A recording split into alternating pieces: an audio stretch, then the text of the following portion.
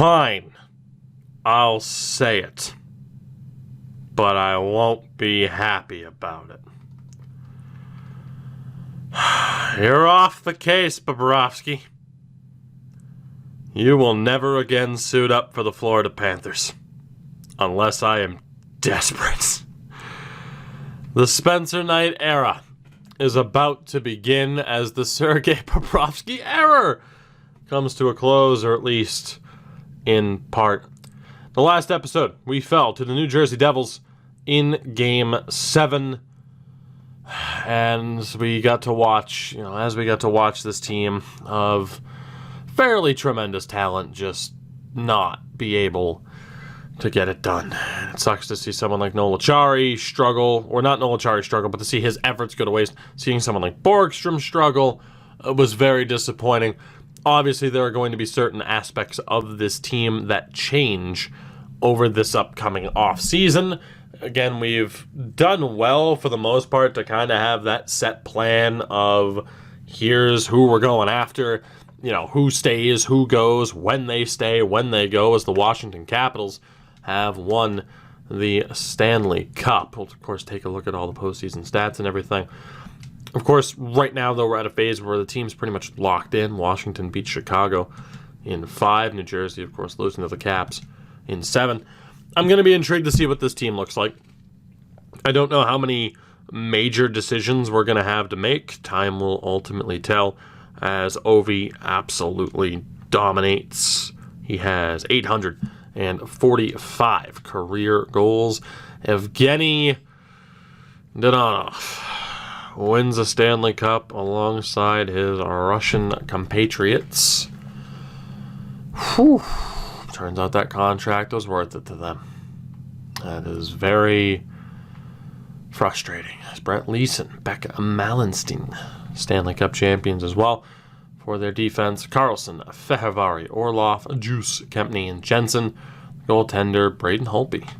Still there at an 85. I imagine maybe they won't be moving on from him. Ilya Samsonov may indeed be an RFA.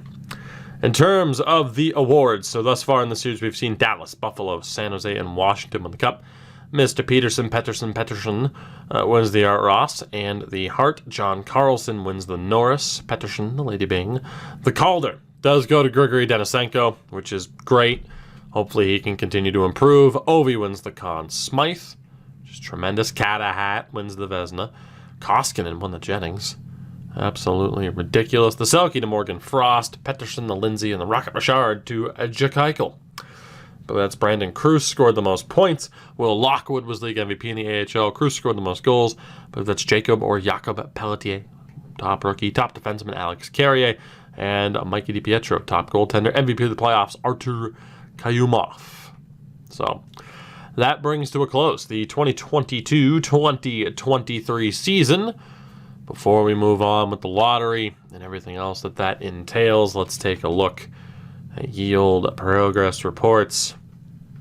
See what we're dealing with. Of course, Denisenko right there, up to an 88. Really, I only want to look at natural growth and not seeing too many greens in the majors. What about in the minors? So Xavier Lowe's looking better. He's a 71 now at 19. Hedin's up to a 69. Wallin improved. Nikkanen improved.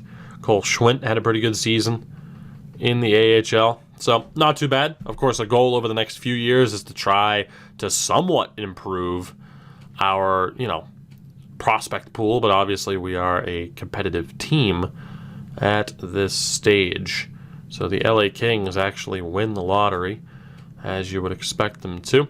We'll be able to get a look at the draft class. Actually, we'll do so in a moment. Did I forget to reassign scouts? There's no way, right? There's no way. As Jumbo retires, Getzlaff, I'll let you guys take a look in your own time, all the top options there, because there were a ton of players that were not. Keith Yandel just retired. Wow. Keith Yandel retires at 36 years old. Wow. He was at the end of his contract, if I'm not mistaken. But we kept Keith around to try and win a cup with him. Keith Yandel's gone. Will that be as devastating of a change as, say, it was when Erik Karlsson retired as a member of the Sharks? I don't know, but that is a really, really tough loss. Of course, Sergachev was brought in. He'll be the main guy with Ekblad now, but yeah, I have to wonder what the hell our scouts are doing, or if the scouts just didn't even bother scouting anybody at the top, which, I mean, I wouldn't. Oh, it's because they're listed as ROW. Okay, well, at least the only players there that are listed at ROW are players that I created, which means we already know that they're good. So, yeah, Larson's going to be great. Mayer's going to be great. Sissick is real. Callan Lind is real. No relation to Cole. Dvorsky's also real. Matvei Michkov is also real. There's a lot of real-world players that I ended up adding in. And certainly some players that we could look to trade up to get, including Maximus Gabo. Tremendous. We're just going to back out. I'm trying like hell to stop the sim before we get to the draft, but it couldn't happen. So what we're going to do, number one, assigning scouts is irrelevant at this point. We'll worry about it later. What we're going to do here is take a look. Obviously, I tried to stop and do this before, but it is what it is. Now, technically, as long as we get to this before the re-sign phase, we're going to be fine. Swayman and Ingram, I don't care to really re-sign either of them. They were both rough in the playoffs. We will likely find somebody to be the backup goalie next year. Yeah, I don't think we're going to worry about either of them. For defenseman, Mikhail Sergachev, that is a big-time contract that is currently due. In terms of how much money to work with, we have $38 million. I mean, here's the issue.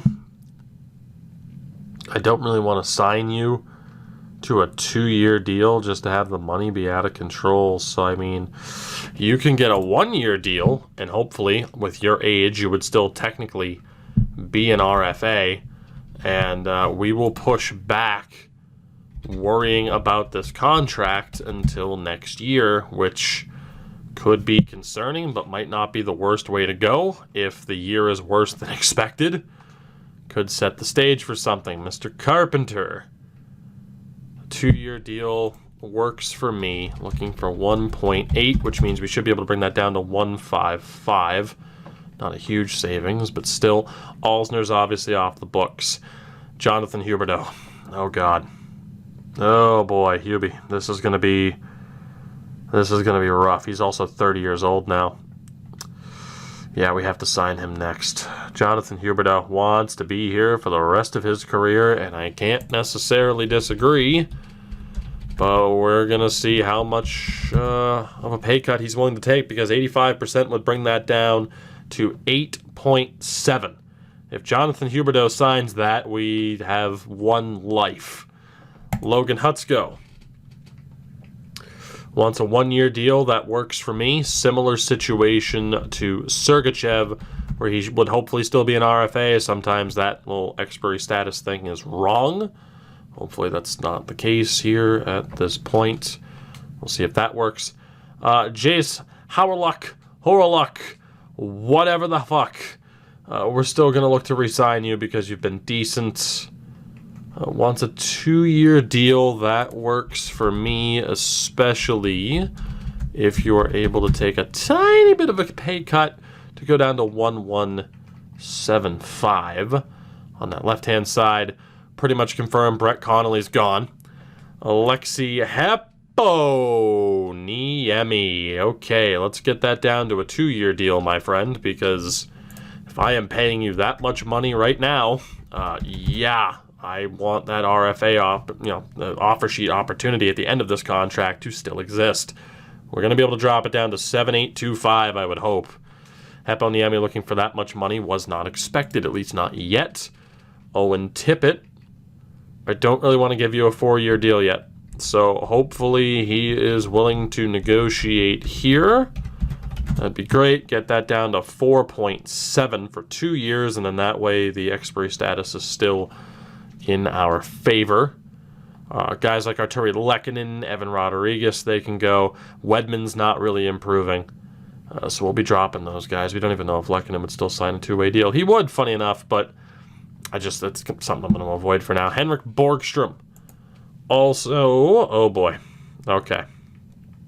Well, we're in big boy contract territory. 2 years works before the asking price really jumps.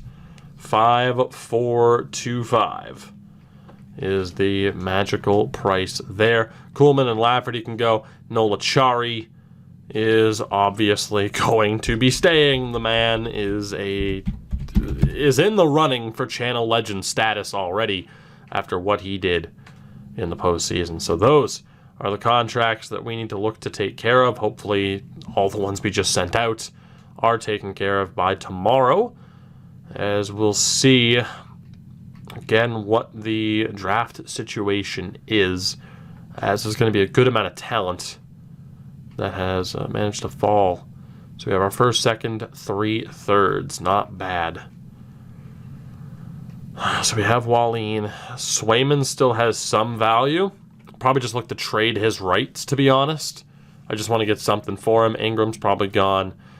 Bob is down to an 80. Let's actually go to the trade finder, because I don't think there's really any way for us to trade up that far into the draft.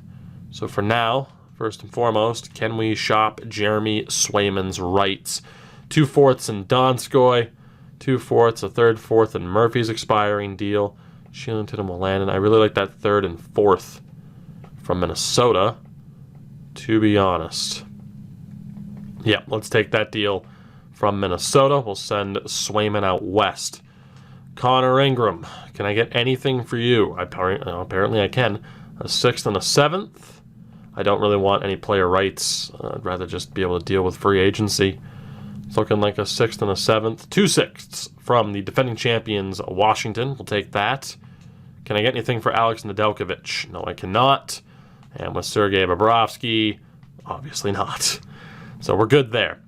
For our defensemen, it's Ekblad and Sergachev now, alongside Matheson, and then probably Kessler, Connolly, Carpenter. And we're just going to go for it with that defense, and if it's not good enough, we can make changes mid-season. Riley Stillman, I'm going to try to shop. He's never going to be a fit on the third line. I mean, unless we change our coach, who I don't plan on changing. Can't get anything for him, so that kind of sucks. Gilden, Ludwig, Austin Strand, Artukin still looking good. Alos and then Alsner. I think we're good there.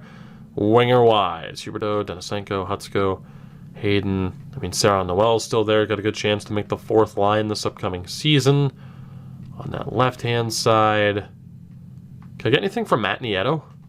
That'd be great. A lot of people wanted me to play him in the bottom six last year, but Victor Olofsson, 3rd and a 4th. Looking like the best we're going to be able to do. Let's send him out west to the Canucks. See you later, Mr. Nieto. And then center-wise, Kuhlman, Marotti, Ong, just a lot of players we're going to look to shop. Okay. So now in terms of the draft picks, or not goaltenders, but in terms of the draft picks, we have the 20th pick, and we definitely have some maneuverability in which we could look to trade up. But we're probably not going to be able to trade back or higher up into the first round. So I think what I'm just going to do is sim to that pick, and hopefully there's still somebody good on the board, and my laziness doesn't backfire, even though we could have had Morrow or Paddock. I'll take a look back at the first round. Did my laziness come back to bite me in the ass? Apparently not, because Sergei Smirnov is still there. Pavelski also isn't that bad. Hannon's kind of meh. Corey Lee could be okay. And then there's Gabo, who isn't going to be the highest rated, but is guaranteed a top potential. I think I'd rather have him than a higher rated top 4. Yeah. So right now it is either Gabo. Again, Lee, we don't know for sure. 2 years out. Pavelski's apparently 2 years. Smirnov's ready. Confirmed that Sergei Smirnov is ready. So we're either taking the Russian defenseman, or we're taking the guaranteed medium elite. If this Russian defenseman's a medium elite, we're laughing at the bank. I can't help but think he's a medium 4. But then we could do everything in our power to trade up to get Gabo, although he is likely just to be a value option. Some people are screaming, yeah, use him to get rid of Bob. I'm going to take Sergei Smirnov. Medium 4. 77 overall, medium top 4. No real surprise. Now the question is, Gabo's supposed to go in about 3 picks. Nobody really wants to make a move. I should have double-checked. We went with Smirnov over Gabo. Whether or not I live to regret that, time will tell, because I don't really think there's any way for me to get Gabo with how much value we are leaving on the table there, or we would be leaving on the table if we were to try and make that deal happen. So the next guy we're looking at here in terms of stupidly high overall, there doesn't really appear to be anybody to fit that bill. There he is, Cadence Sparks. Cadence Sparks is the guy. So at least now we know what the hell just happened. I'm confused. That was bizarre. Huh, I don't even know how the hell I just did that, but that's fine. So anyway, back to Sparks. He is our next target. George Haynes, not that good. Hallweg, might not be that bad. Pow's okay. Yeah, we have our next target for sure. So we're going to see if we can trade up to the early stages of the second round. For now, let's just sim past that and again look back at the first round. Again, a good mix of, wow, Winnipeg, you done goofed. You, like, really, you done goofed. A good mix of course, real-world players and computer-generated players. I still wish there were more first-round busts, I'm going to be honest. It'd be nice to see every once in a while that, you know, you or the AI could just completely swing and miss, and then you could be like, what the hell happened with this scout? That's not the way it works, though. So that's unfortunate. So let's see, that's 32, 3, 4, 5, 6, 7, 8, 9, and 10. Vancouver. We should be okay to make a deal happen and still get the next dude that we want, unless my math skills are absolutely failing me. That is apparently a bit off, so we'll use another 4th rounder to move up 10 spots. Beautiful.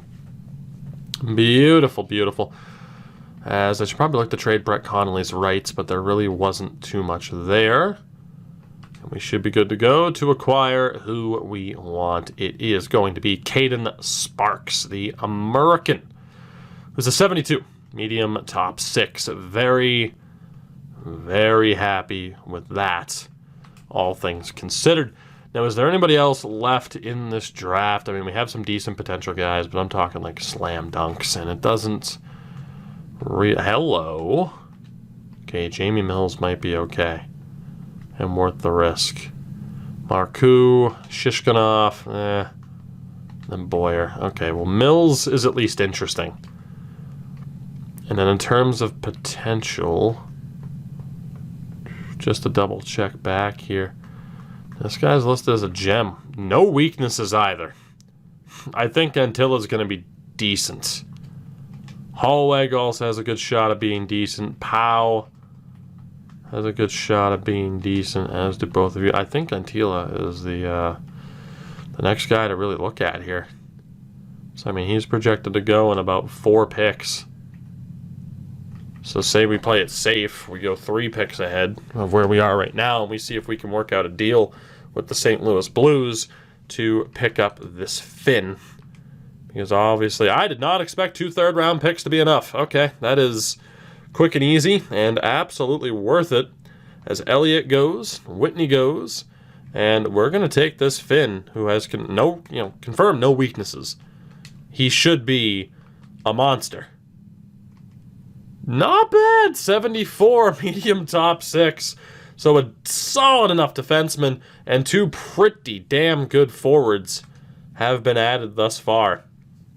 Not bad at all, and I don't think we're done just yet. As Hallweg, there's no way to know for sure. with either of these two. So Powell or Spurgeon. Let's take a look at the grades here. 3 years out for both. So a little bit better offensively for Yarrow Spurgeon, who again is projected to go 49th. Our scouts have him at 47. So we'll pretty much just make the deal here with the Calgary Flames. Again, just trade up, get the guy that we want, look to rebuild and retool, as we definitely have the picks to move, to trade up and make this happen, and to restock the cupboards just a little bit. That's what we got these picks for. Oh, Calgary. Oh, Calgary. Come on, meow. Come on, let's make this happen. Don't make me give up 2/3. Don't be that nerdy. Okay, well, Calgary is going to be rather difficult. Wow. Okay, Calgary is going to be super... Okay, well, all right, screw it. We'll trade up earlier than that then, because I'm not going to get fleeced by Calgary. Boston. The Boston. There we go. That might do it. Nope. Okay, well, worth a shot. What about this? Please? Okay, what about this? Okay, well, that's not good. What about these two? Really? Are you sure? Just seems like you're being kind of difficult here. Okay, you're being really difficult. Damn. Just a bit low. Go soak your fat head. Will this work? Okay, well, that's basically the last time that we're going to be able to trade up, so that kind of sucks, but we'll do what we got to do. Hallweg was a 66. We are going to go for Yarrow Spurgeon, who's a 65 medium top 6. So, not too bad. We will sim ahead to pick number 144, which means that dude in the 70s we missed out on. As, you know what, let's take a look here. Ooh, Stevens was good. That is unfortunate. Oh, boy. It was Mills, right? I'm pretty sure it was Mills. He was only a medium top 6. If it wasn't, let me know who it was, and I can check back through a player search later on. So, I don't really have too much faith in anybody that I could pick here. Slow Elite Davies is 19. Again, in terms of like big-time draft steals, they just really don't happen as much this year, unfortunately. They can still happen, they're just not as common. I just wonder if there's going to be an ETA anytime soon that's within 1 or 2 years, if not NHL ready. And that's not looking likely. Everybody is a project. Cool. We'll trade away the pick.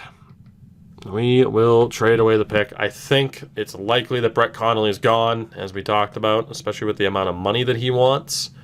So what we're going to do is pair Mr. Connolly, who I love, but he's got to go. We'll pair him with that 5th and 6th, and hopefully find a deal.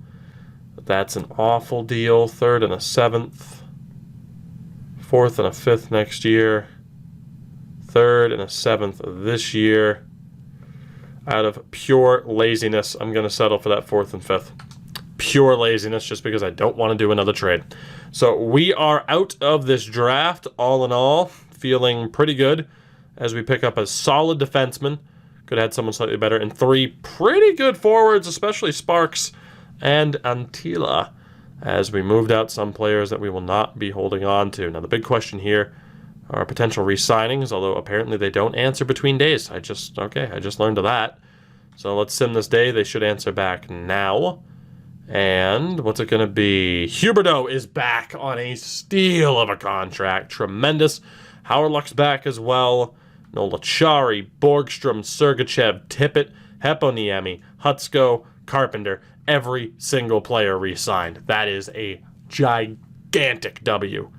Gigantic. So looking ahead here, Nedeljkovic, you're going to be released.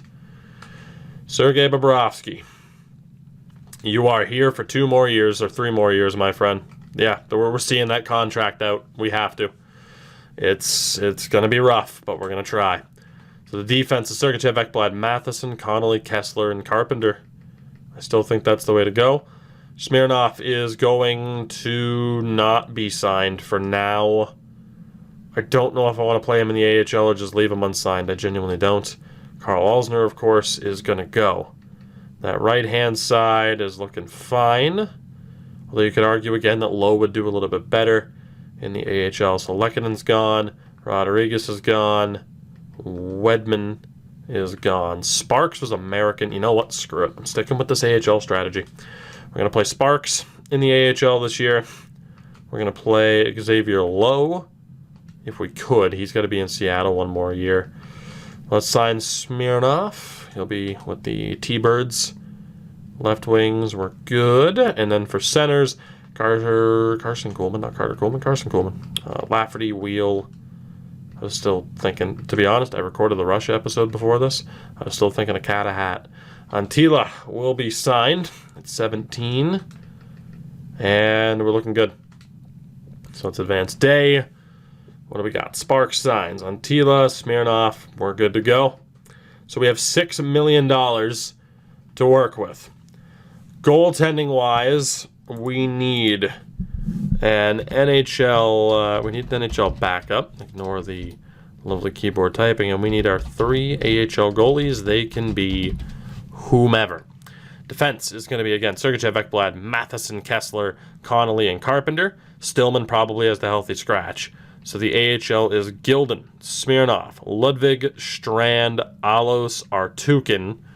And that means we are going to need 2 depth AHLD lower than a 73.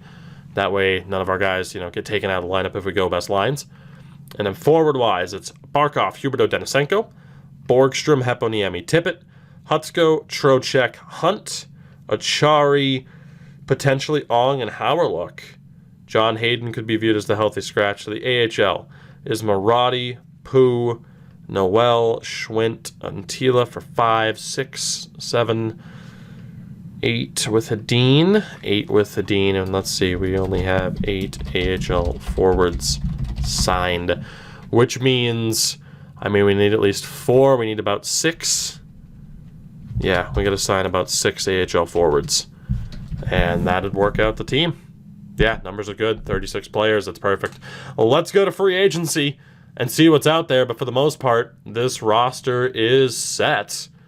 Although, looking at the coaching staff, are any of these deals up? None of the deals are up. We did lose our assistant and our goalie coach, which really sucks. We do have some scouts whose deals are up, but we'll solve that issue in a moment. The good thing is we don't have to sign every single staff member, which is great. So let's see what we're dealing with here. Again, we lose some scouts. That's fine. I got to rework our scouts anyway. So let's go to coaching staff. We'll handle this first. Quick and easy. Shouldn't have to jump cut. We have 16 signed. Let's just go ahead and sign the top options. So we'll try to bring back McClement. Let's bring on Cody Ramsey. Are there any B grades of real players? No, there's not. We'll bring on Maciej Novotny and Sylvain Serrault. Perfect. And then for our coaches, AHL-wise, we have a generalist and a forward. So I need an assistant AHL coach who's focused on defense. Right.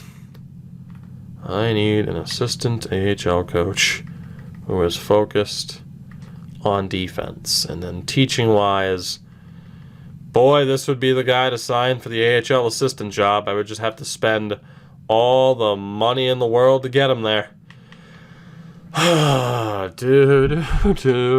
Okay, let's see. Story time with Tug. What can we talk about? Because, damn it, I have to sit here anyway. So I'm going to be bored out of my skull. The least we can do is have a conversation, right? So how are you? I hope you are incredibly well. And it's really going to suck if this contract doesn't go through. But I was thinking about it earlier. Hadn't made a video talking about hockey in a couple of days, if not a week or whatever. But there hasn't been that much to talk about. It's like, oh, Brett Pesce got hurt and was bleeding from the arm. That sucked. Can't really make a video about that, though. The Battle of Alberta was ridiculous, but really that's all you can just say is like, yeah, it's ridiculous. And, you know, I talked about it in the Russia episode today.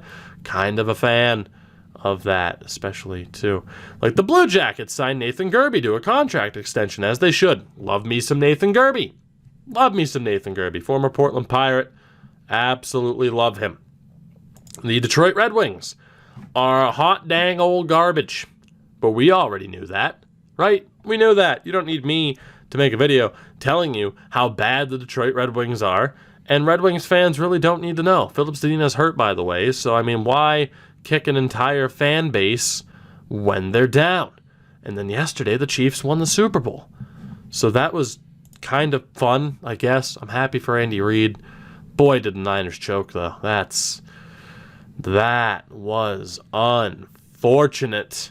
And that's basically it. Like, there's not too much else, right? It's just, we're coming off of the All-Star break. I was going to do like a mid-season kind of recap of like, hey, here are the teams that are, bad that I thought would be good, and here are the teams that are good that I thought would be bad. But obviously it's like mainly, hey, the Blue Jackets are much better than I thought, the Canucks are better than I thought, and the San Jose Sharks absolutely suck, which doesn't surprise anybody. And that would pretty much be the end of the video. Jesse Bates. Jesse. My boy Jesse. Please sign on as our AHL goalie coach. And with that, the staff is hopefully taken care of. So that'll bring us to free agency. Again, we have a lot of contracts to send out here as we look to get this roster set for the next season. Let's start off with the goaltending. As the first question, as always, is do we have any prospects? The answer is no. So we'll be looking at a bunch of randos. Which means I do pretty much want to look at someone who would prefer to be in the backup role. So we're looking at Alex Georgiev. We're looking at Capo Kakkonen. We could bring in Craig Anderson or Michael DiPietro. Prosvetov. Prosvetov has a chance to get better because he's 24. Olmark and Dostal. Prosvetov, Dostal. Dostal has an even better chance. He's the same overall and a year younger. Lukas Dostal. I think he might be my shout for backup goalie or AHL starter. Corey Crawford's also there. You know, I think I know who I want to go with. We are going to bring in a veteran in Craig Anderson. I think just in case. Maybe. You know what? Craig Anderson is always about voodoo. I'm going to try to sign Craig Anderson. And I'm also going to try and sign Lukas Dostal. And hopefully those two go through. So Dostal would start in the AHL. And it depends on if Anderson sucks or not. Well, actually, technically, we need an NHL backup, which would be Anderson, then Bob's there. Then we have Dostal. I need two other goalies in the AHL, which could be Prosvetov. Even though you're a backup, you wouldn't be happy about it. But boy, our AHL roster would be nuts. So let's see if we can sign Prosvetov and Dostal. And then from there, it's pretty much whoever the heck we want. That's right, I said heck. Justice Justice, you're very Finnish. Sign the kid up. Sign him up. And those will be our goaltenders. For defense, Ghost Bear is there. Jake Gardner. What about for prospects? No. What about medium top 6 prospects? Still worth looking at for us. Anybody young enough here that could actually still get better? No, because you're all terrible. So what we're going to do is look at two ways. We need guys who are like below a 73. So let's try to bring in vets. Zach Redmond is perfect. Just going to offer him more money just to try and secure his signing. I can't believe I'm doing this, but Carl Alsner is back. And Steven Kampfer. Let's bring him back to the Panthers organization as well. That is perfect. Now we need 6 AHL forwards. They can be as good as we want them to be. which, I'm just tempted to bring in the vets to work well with our younger players. So, Brian Boyle, welcome back to Florida for the year, I hope. We are going to sign Bobby Ryan as player number 2. Trevor Lewis will be player number 3, I hope. Justin Abdelkader is terrible. Let's bring in... Sobotka's still okay. Andy Miele, I love you. I don't really... Again, former Portland Pirate. Cal Clutterbuck will be the next that we look to bring in. So he was our 4th forward. We need 2 more. And I think it is going to be Carter Rowney, former Duck and Penguin, and Matt Martin. Matt Martin, bringing a little bit of that Islanders grit. That'll bring us up to 49 contracts, which is right where we want to be. So that's perfect. Had a game plan, stuck to it. McClement is back as a scout. Sorrell is back. Sorrell. Bates is in as our goalie coach in the AHL. Cody Ramsey on as a scout. Novotny. And bam, that NHL caliber coach is now our AHL assistant coach, because hilarity, as we'll see if anybody here rejects. Doesn't really look like that's going to happen. I think everybody we just sent an offer to ended up signing. Perfect. As Brandon Tanev somehow fetches a first-round pick, but that is the trade logic. Trade a first-round pick for a third-liner with a bad contract. Nothing could possibly go wrong with that. Again, I'd be cool with it if there was a way to check the GM ratings. If there was actually a GM rating to show, like, hey, guess what? This guy's just an idiot in terms of trading. That would make sense. But what are you going to do? Jonathan Marchessault and Carl Dahlstrom for Victor Soderstrom in a first. So that's pretty ridiculous. Gostisbehere is signed and then immediately flipped. Oh, boy. I try so hard to make franchise mode entertaining for you guys, because I love this mode. This mode is not what it could have been and not what it should be this year. And yeah, I'll just leave it at that. I mean, like, NHL 10 was notorious. I believe that was the first year of the phones. NHL 10 is notorious for just having the most batshit insane trades. This, being NHL 20, this might actually top it, which I know sounds absolutely insane, but it's true. And that's kind of scary. So taking a look here at the roster, we're listed as hopeful this year. Let's see what kind of development we've had. Spencer has not improved drastically. Craig Anderson has dropped. So it's going to be Dostal or Prosvetov, probably as the backup this year, because Craig dropped. And then Bobrovsky's just going to kind of be there. That way we can make sure Spencer's the starter. I think it's still going to be Craig, and we're going to see what he can do. So the goaltending, in theory, is not ideal. Defensively, Sergachev, Ekblad, Matheson, Connolly, Kessler, Stillman, and Carpenter. Stillman can be the healthy scratch. We are going to be calling up Carpenter. Let's actually just send down Stillman and then call him back up once the lines are set. So Carpenter is officially starting to concern me, and we actually have more AHL defensemen signed than I think we needed, but that's okay. And then forward-wise, it's 10, 11, 12, 13 with Ong. So Jonathan Ong, I still feel like should get the bump. Again, so the top 6 is obviously very clearly Huberdeau, Barkov, Denisenko, Borgstrom, Tippett, Haponiemi.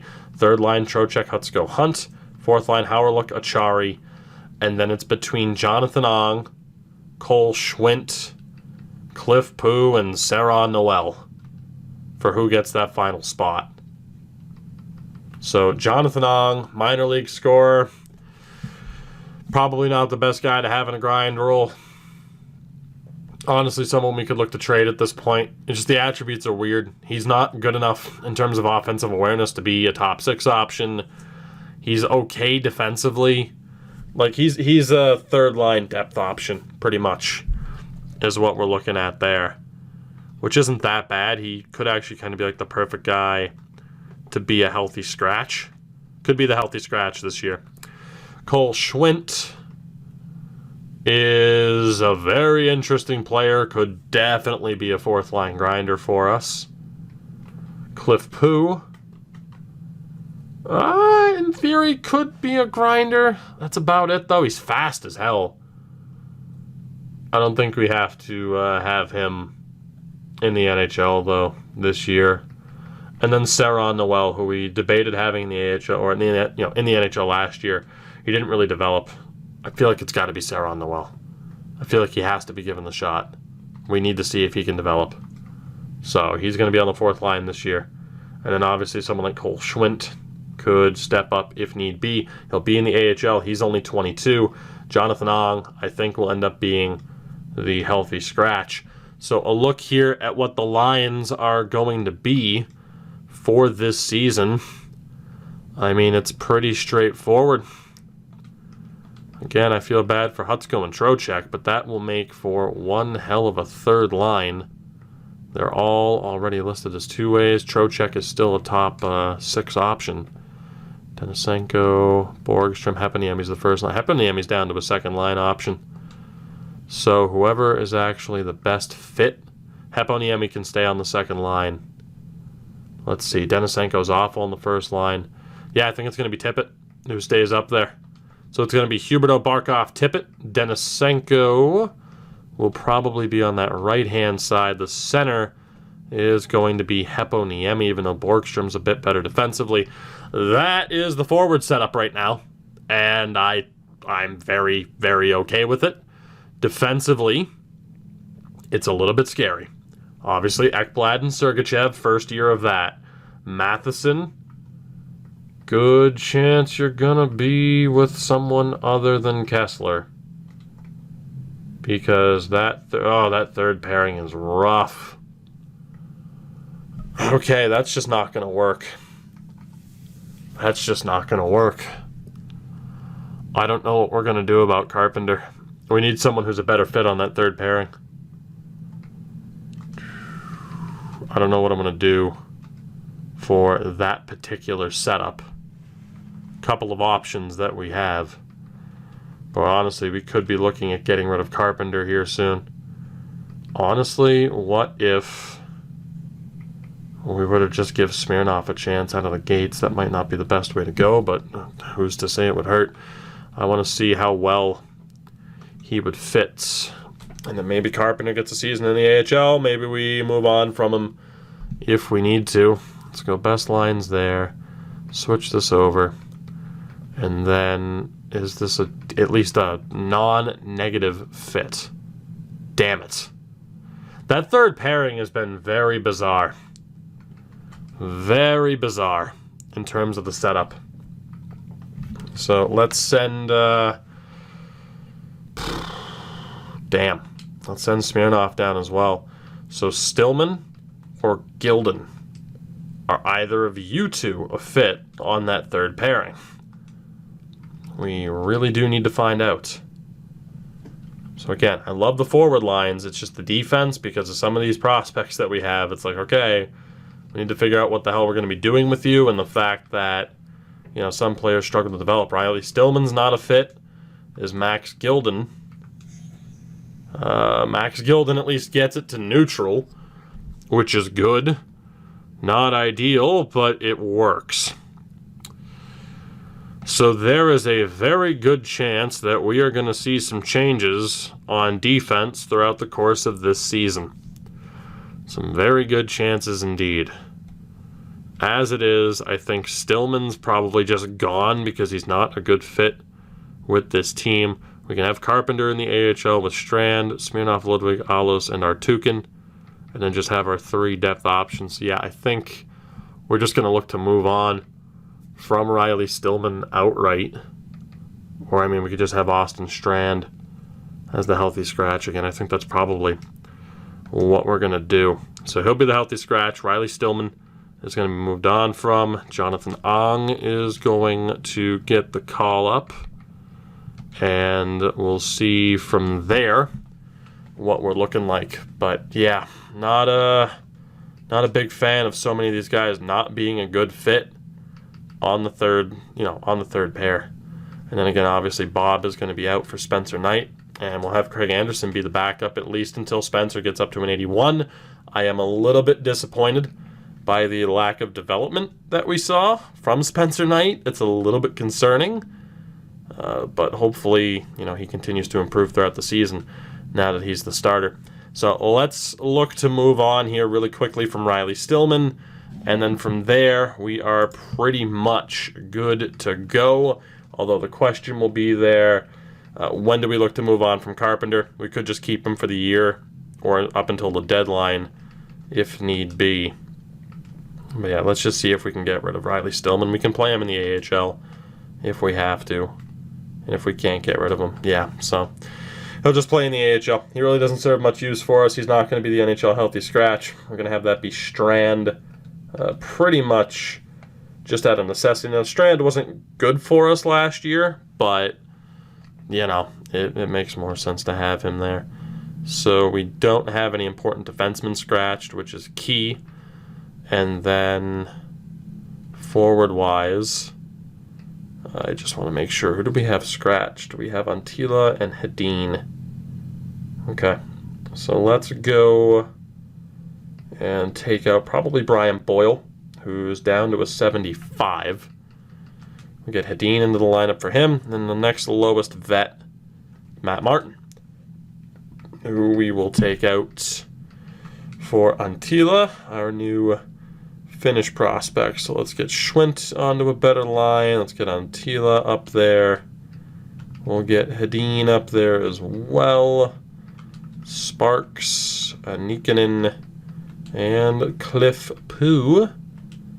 And just make sure that bottom line is looking like that. Pretty much good to go. So the AHL is going to be a decent mix of veterans and younger options. And we will see what they are capable of. Sparks is a better center than Hedin, so that's perfect. That is the AHL team. I really like the looks of both teams. Obviously, there are some question marks. There are some players that could find themselves out of the lineup throughout this season, and we'll make adjustments as we need to. But I think for the moment, we're looking pretty good, all things considered. Again, we do have assets that we could look to move on from, players to move on from.